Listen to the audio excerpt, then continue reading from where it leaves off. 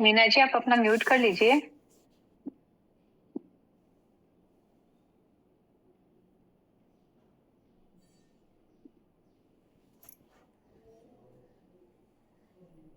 हाँ, आज है 9वां सूत्र। 9 हो गया, 10वां है।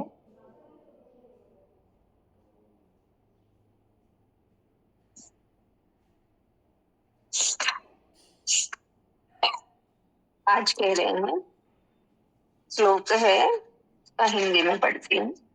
जहाँ यह विश्व रस्सी में सर्प के समान कल्पित भासता है, वही आनंद परमानंद बोध है।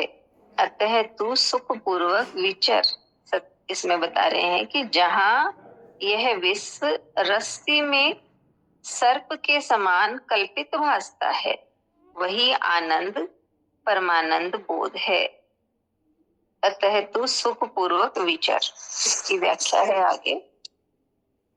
अष्टावक्र जी इस सूत्र में आत्मा एवं सृष्टि का संबंध बताते हुए कहते हैं कि आत्मा अरूप है, निराकार है।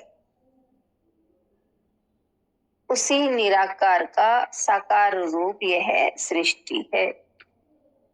आत्मा और सृष्टि का संबंध बताते हुए कहते हैं कि आत्मा अरूप है, निराकार है, और उसी निराकार का साकार रूप ये सृष्टि है।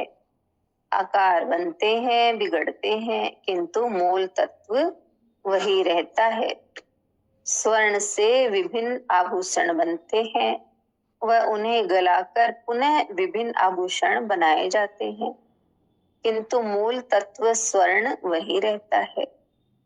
इस जो बनते हैं, बिगड़ते हैं, वे अनित्य है, शाश्वत नहीं है।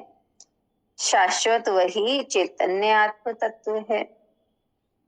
अध्यात्म में इसी अनित्य को भ्रम कहा है। ये आज दिखाई देता है, कल नहीं रहेगा, इसलिए इसका सहारा लेना ही भ्रांति है, मूर्खता पूर्ण है। फिर अष्टावक्र जी कहते हैं कि सृष्टि रस्सी में जिस प्रकार कल्पित सर्प भासता है, वैसे ही यह सर्प के समान दिखाई देता है, किंतु है यह रस्सी जैसी।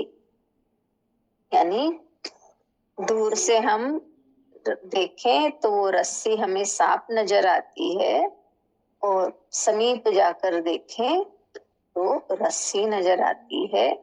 उसी तरह ये संसार भी हमें दूर से देखने से सर्प की भांति लगता है, लेकिन जब समीप जाकर देखें तो हमें वो मूल तत्व यानी परमात्मा ही है, कण कण में वो नजर आएगा।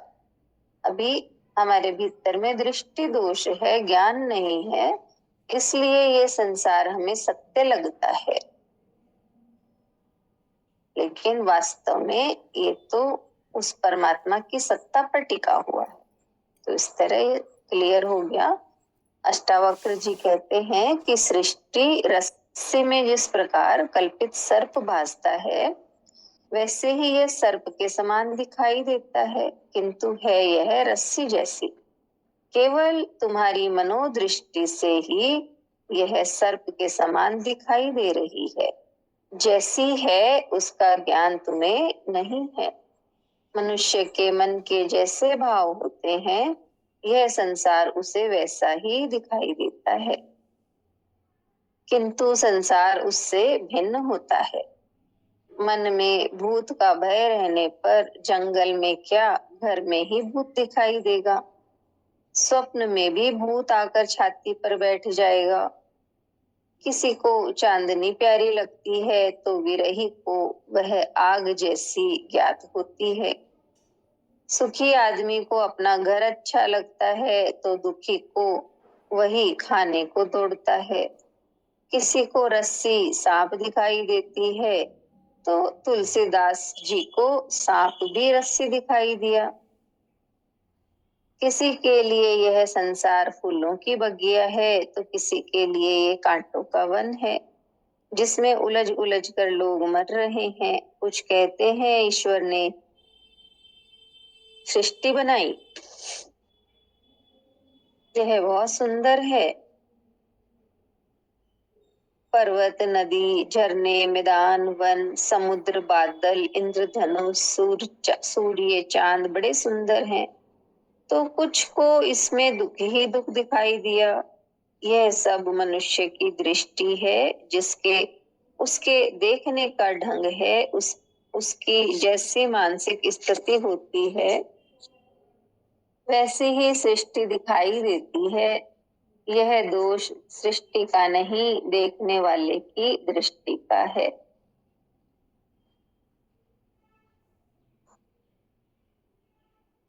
इसी प्रकार ज्ञानी व अज्ञानी की भी अपनी अपनी दृष्टि है। अज्ञानी को यह सृष्टि सत्य दिखाई देती है, यह इसे शाश्वत भी मानता है। यह सृष्टि अनादि है, इसको बनाने वाला कोई नहीं है, यह सृष्टि ही सत्य है, इससे परे कोई सत्य नहीं है।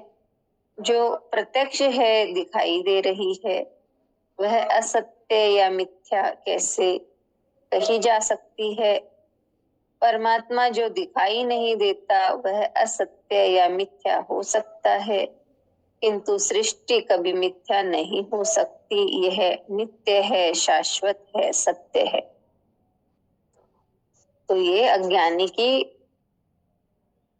दृष्टि है, अज्ञानी को ये सृष्टि सत्य नजर आती है।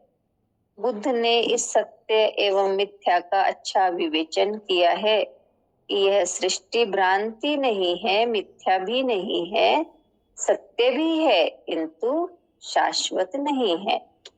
यानी ये सृष्टि सत्य तो है, सब चल फिर रहे हैं, तो हम कैसे मना कर दें कि ये सत्य नहीं है, लेकिन शाश्वत नहीं है। सत्य तो यूं है क्योंकि सबके भीतर में परमात्मा है, सबके मूल में परमात्मा है, और शाश्वत इसलिए नहीं है क्योंकि सब परिवर्तनशील है, नाशवान है। तो बताया कि यह सृष्टि, बुद्ध ने बताया कि यह सृष्टि भ्रांति नहीं है, मिथ्या भी नहीं है, सत्य भी है, किंतु शाश्वत नहीं है। इसलिए ये क्षणिक सत्य है, क्षणिक सत्य है, थोड़े समय के लिए सत्य है। पूर्ण सत्य उसी को कहा जाता है जो शाश्वत है। जैसे मनुष्य दिखता है, जन्म लेता है तो फिर मर जाता है, तो कुछ समय के लिए तो वो सत्य है, लेकिन फिर नहीं है, क्योंकि शाश्वत नहीं है। इसलिए इसे क्षणिक सत्य कहा है। जो शाश्वत नहीं है वह सत्य नहीं हो सकता।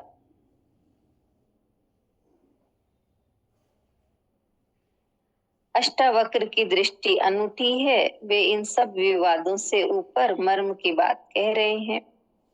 सभी अद्वैतवादी ऐसे ही रस्सी में सांप का, सीपी में चांदी का, मृग मरीचिका का, गहनों में सोने का, घड़े में मिट्टी का उदाहरण देते हैं।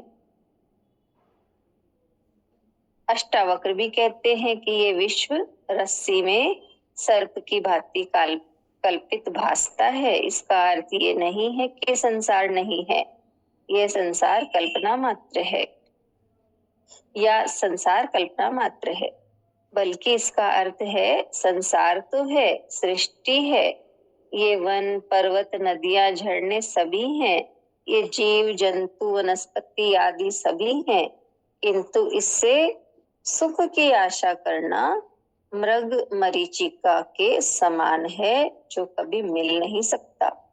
यदि संसार में सुख मिलता तो आज की दुनिया भौतिक दृष्टि से बड़ी संपन्न है। आज कृषि, विज्ञान, यातायात, दूरदर्शन, दूर श्रवण आदि में अभूतपूर्व प्रगति की है। आज मनुष्य चांद पर जा पहुंचा, सूरज चांद सितारों से आगे की जानकारी ले आया, बुद्धि का चरम विकास कर लिया। जैसा लाखों वर्षों में नहीं हुआ वैसा इन 400 वर्षों में कर दिखाया। आज सामान्य मनुष्य को भी घर में जितनी सुविधाएं प्राप्त है उतनी 500 वर्षों पहले बड़े बड़े संपन्न व्यक्ति को भी नहीं थी प्राप्त। फिर क्या कारण है कि मनुष्य दुखी है? वास्तविकता यह है कि मनुष्य की जितनी सुविधाएं बढ़ी हैं उतना ही वह अधिक दुखी हुआ है। आज जितनी चिकित्सा सुविधाएं बढ़ी हैं उतनी बीमारियां बढ़ी हैं। जितने न्यायालय बढ़े उतने जुर्म बढ़ गए। जितनी सुविधाएं बढ़ी उतना मनुष्य का नैतिक पतन अधिक हुआ है।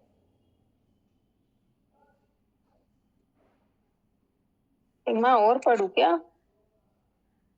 ये चलता जा रहा है कंटिन्यूटी में। बस करो। है ना, बहुत है ना।